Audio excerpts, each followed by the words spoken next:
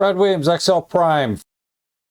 How about VLOOKUP if blank cells? VLOOKUP can be very simple, or you can just go overboard. And when I mean overboard, my philosophy is keep things as simple as possible.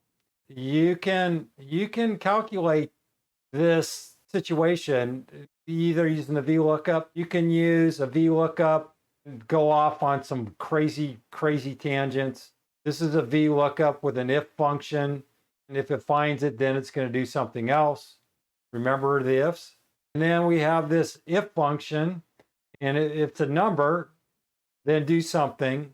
And if not, do something else. Up here are the three examples. If you want to practice, go ahead.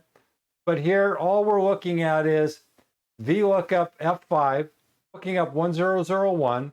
You want to look up the data, which is going to be B5 to D13, this range here. You can look up the data range, the data name up here in the name box, just to verify. You can always go confirm this data at 334 by going data 334, and it confirms the name. We're looking in the third column. We want whatever it produces. And if it's a blank cell, we want a 0.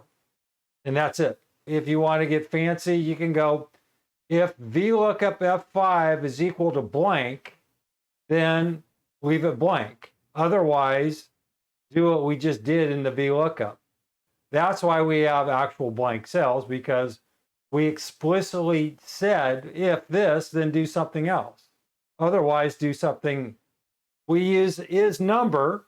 If ISNUMBER, if you want to look the value to check, if ISNUMBER VLOOKUP, then look up, then do something. Otherwise, put blanks.